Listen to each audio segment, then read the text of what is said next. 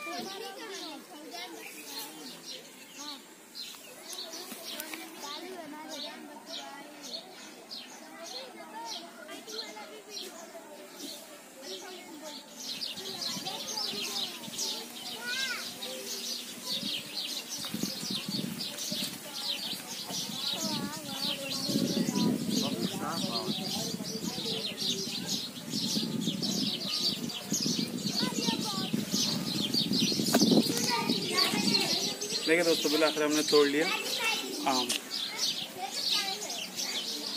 ये कैरी हमने इस पेड़। अब चलिए, इसमें देखिए ये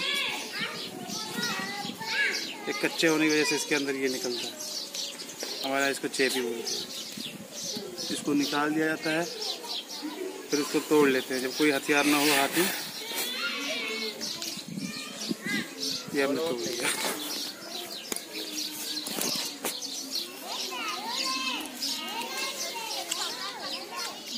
बहुत ही टेस्टी है।